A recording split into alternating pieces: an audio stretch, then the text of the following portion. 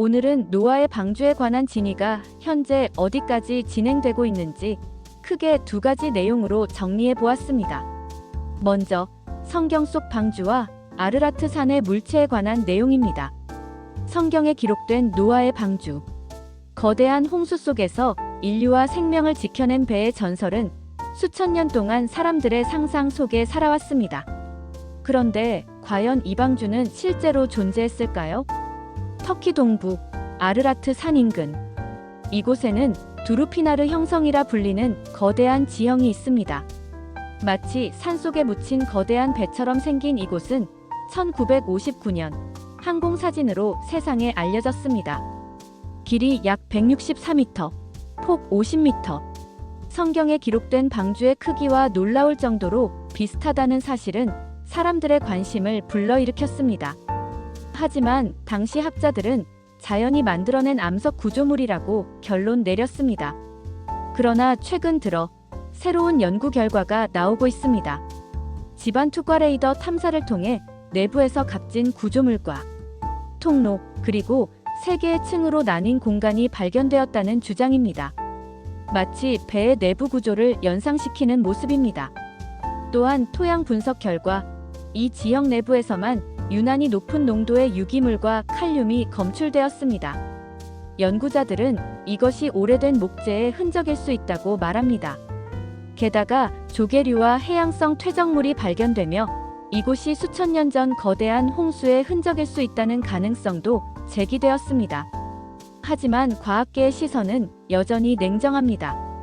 대부분의 고고학자와 지질학자들은 명확한 목재나 인공 구조물이 발견되지 않는 한 방주와 연결짓기는 어렵다고 말합니다. 이 발견들을 유사 고고학으로 보는 안타까운 시각도 적지 않습니다. 여러분은 어떻게 생각하시나요? 노아의 방주는 신화일까요? 역사일까요? 현재까지의 연구는 그저 가능성을 열어두었을 뿐 확실한 답을 주진 못했습니다. 하지만 사람들은 여전히 묻습니다. 만약 그 전설이 사실이라면 인류의 가장 오래된 이야기는 아직 산 위 어딘가에 남아있는 것이 아닐까요? 다음은 방주 발굴이 본격적으로 이루어지지 않는 그 이유의 실체를 5가지로 알아보겠습니다. 첫째, 학문적 불확실성 때문입니다. 방주 흔적이라고 주장되는 지역은 대부분 지질학적 자연 형성물로 판명된 경우가 많습니다. 국제학계에서는 증거 부족을 이유로 대규모 연구비와 인력을 투입하는 것을 꺼립니다. 검증되지 않은 가설에 막대한 자원을 쓰는 것은 학계에서 신뢰를 잃을 수 있는 위험이 있기 때문이죠. 둘째, 정치적 종교적 민감성 때문입니다. 노아의 방주 문제는 단순한 고고학 주제가 아니라 종교적 신앙과 직결됩니다.